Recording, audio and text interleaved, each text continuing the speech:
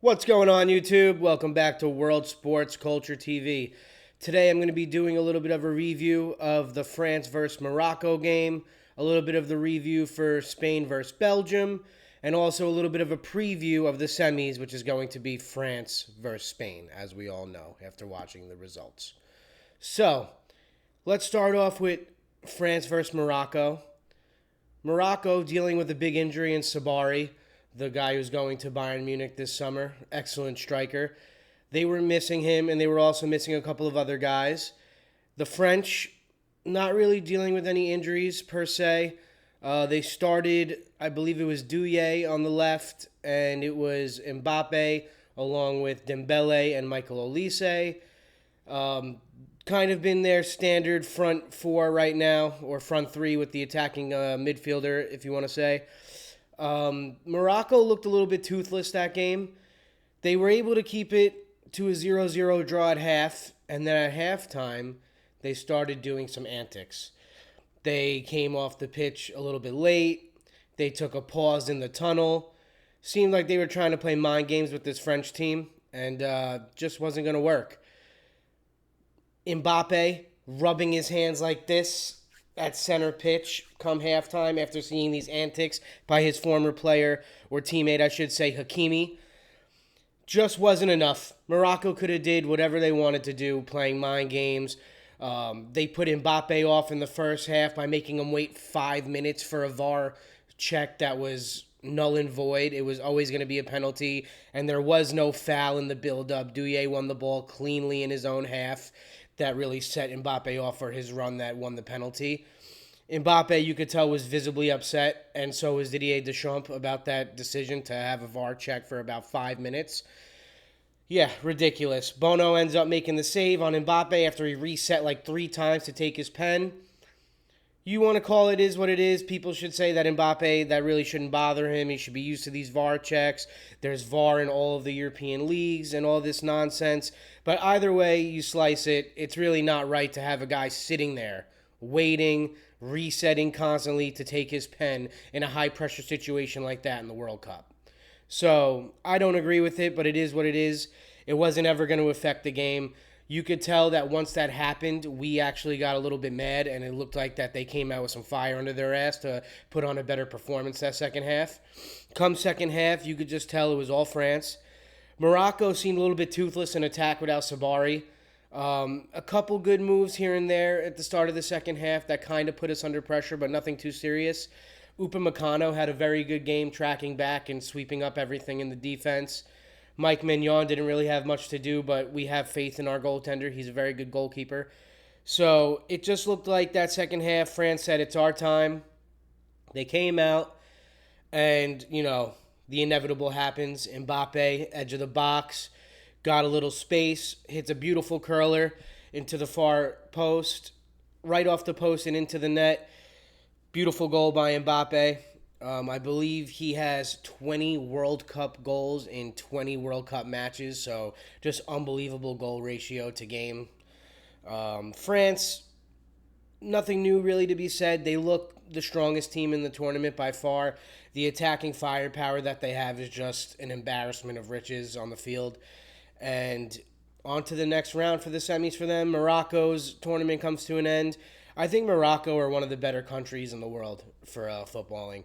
They, like I said many times, they made it to the AFCON Nations Finals. They're still waiting for an appeal to see if they will be crowned victors, because that was a very controversial match, I should say, where it went into pens and then they didn't win because Brahim Diaz tried doing a Panenka. So, long story short, Morocco, very battle-tested team, been there, done that, made the semis last time in the World Cup, quarterfinal this World Cup, so I don't think they have anything to hang their heads about.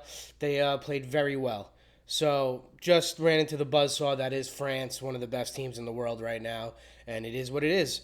So France move on to the semis, where we were going to play either Spain or Belgium. Spain versus Belgium yesterday. A little bit of a slow game to start. And then you started to see at halftime Spain start to heat up a little bit. I mean, De Ketelaere getting that header, okay. He converted the one real chance that Belgium created. And then in that first half, Spain got a scrappy goal through Fabian Ruiz. I believe both the Spain's goals are pretty scrappy, but they don't ask how, they ask how many, right? So that first half, they go in 1-1. It's a draw. You can start to feel the pressure building up on Spain a little bit. Come second half, they started playing a lot of the ball to Lamine Yamal, who failed to get on the score sheet again, but really wasn't meant to be for him that day. He kept trying to cut back on his left foot, but everything was getting snuffed out. Couple good crosses in the box by him, but nothing that anybody could get their head on. And the story of this Spain international team right now, I have to say, is Mikel Merino. Past two games, the former, or I should say right now, the Arsenal man, comes on late in games and proven to be a game changer. He comes on and he gets another scrappy goal. Spain take a shot from, I think it was outside the box.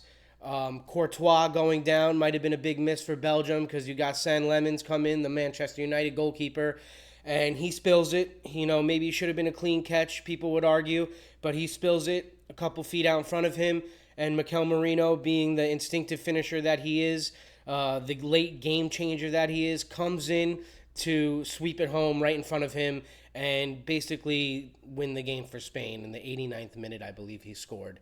So Spain advancing, and rightfully so. I thought they were the better team yesterday, playing it around the park really well, playing some nice stuff. Controversial decision to sit Pedri and start Fabian Ruiz, but that ended up paying off beautifully because Fabian Ruiz did get on the score sheet in the first half, like I said. But Pedri came on in the second half and started popping it around the pitch. A lot of these Barcelona players on Spain just have that team chemistry where they work really well together. And I actually have to say that I believe one of the better players yesterday was Dani Olmo. Dani Olmo was all over that midfield, controlling the game. A couple times he intercepted the ball in the midfield, won it back, and then it led Spain on a direct counter. And I thought Olmo was unbelievable yesterday. I thought he was one of the better players on Spain. Constantly feeding Lamine, looking for him. Couple through balls to Ferran Torres in the second half that just didn't quite connect in the center right there. But you could just see that he was really probing and really looking to have line-breaking passes and beautiful through balls to create chances for Spain, although none of them really came to fruition.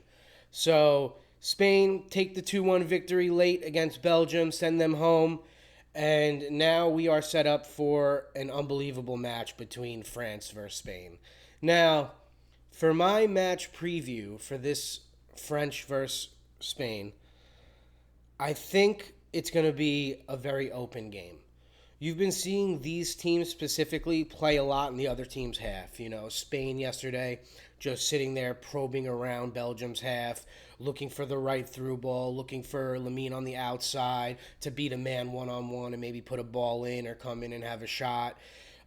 You see the French international team really playing in the other opponent's half basically the whole game, just probing around. Ball goes from Dembele to Elise, trying to find Mbappe on through balls, looking for Douillet on the outside. You know, Dembele and Douillet looking to beat their man on one-on-ones and put balls in, or find Mbappe on through balls. And both these teams just have unbelievably high possession numbers and like to really put the pressure on their opponent in their half and just keep them pent back and really pressed into their own half. I don't think that these teams are going to have that ability to do that against each other.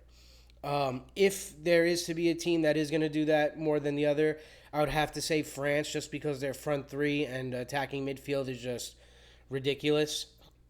But Spain is historically known as a team that has unbelievable passing and tiki-taka play and like to play with possession and also like to win the ball back high, you know, and create, you know, high press. And you see this French international team, they kick the ball into the opponent's other half right to start the game so that they can employ a high press as well. So it looks like two teams that play similar styles and kind of want to do similar things, win the ball up high in the other opponent's half, really put the pressure on them and start playing it in their half and looking for those decisive through balls and line-breaking passes. Being that that's going to be the case in this game, I just see it being an open game. I see France having waves of offensive pressure on Spain. I see Spain having offensive pressure and waves of pressure going against France. and I think it's going to make for one of the better games in this tournament. Um, I'm obviously backing France. There's no secret behind it. I'm sitting here with the jersey on. I've been talking about them all tournament, and it is my heritage. So obviously, I'm going to be going for France. But I will not be surprised if Spain take it to us. I think this is going to be our biggest test thus far, without a doubt. And I'm looking forward for a great game. I think both teams will score. I think it's going to be a high-scoring affair. I want to say maybe a 2-2 game that goes into extra time and really pushes one of these teams to the edge. Or I could see, a game where it's 3-2 with a decisive winner at the end of the game. I think this game has an unprecedented amount of outcomes that could happen due to the quality that's on the pitch, due to the great coaching that both these teams have, and due to the great footballing heritage that both these teams have, and a culture that, really provides to play beautiful football and really bring to light what this game is all about when it comes to, entertainment value and watching the beautiful game. So I'm really looking forward to it. I think my prediction is going to be a high-scoring event, and I'm going to say France 3-2. And Lamine Yamal hasn't really been getting on the score sheet. Yesterday, they were doubling him up with Doku. It looked like Doku was doing a lot of tracking back work. Doku had a very good game from an aspect of total football. He was really there for his team. He put in the effort on defense, and he also did put in the effort on offense as well, as to be expected. So I want to say high-scoring event, and I'm going to back this man to score a goal or get an assist. He's getting on the score sheet against France because I think we play way too open for him not to be able to do something. I don't see France maybe doubling up on him. I see us maybe leaving one of our wingers high so that we can also hit our counter and play our offensive football. So I'm expecting a great game. Obviously, if you're taking Mbappe to score a goal in that game, I don't think it's a bad take. He's unbelievable and has scored in 20 World Cup, scored 20 goals in 20 World Cup games. So obviously backing him to score a goal is always a good play. Really looking forward to it. I think, Spain is going to really bring us the ultimate test. I think if we beat this Spanish national team, that France will go on to win the World Cup. I don't see Argentina being the same level as they once were, missing key guys like Di Maria, for example, who are just, they were glue guys for that Argentinian team. And I also don't think England, as much as I would love to see England win as well, that's one of my heritage as well, and I would actually be backing England over France if they make it, just because I've seen France win already, and I would love to see England bring it home. I'd love it to come home. So I just don't think that English team, his defense has looked too strong this tournament. They look a little vulnerable in defense. And when you're playing a team like this French international team with world star players like Olise, Mbappe, Dembele, Douillet, Barcola, all these different, offensive firepower guys that we have, I just don't see England being able to keep us out enough for them to win it all. But it is to be expected. They are the number one ranked team in the world for a reason, France, and it looks like the favorites are starting to take over this tournament. It looks like the cream is starting to rise, per se. So, yeah, super excited for this World Cup. I think it's been an unbelievable World Cup. Switzerland, Argentina today. England versus Norway today, I think, are going to be unbelievable games, and I'm probably going to put out a match preview video for those teams as well. But just wanted to get everybody's takes on these past couple games between France and Morocco, Spain versus Belgium, and also a little bit of a preview to the semifinal that is going to be France versus Spain. If you're enjoying this content, please drop a like, subscribe to the page, drop a comment. I would love to interact with anybody who's enjoying the content. And enjoy the World Cup, everybody. Until then, goodbye, YouTube.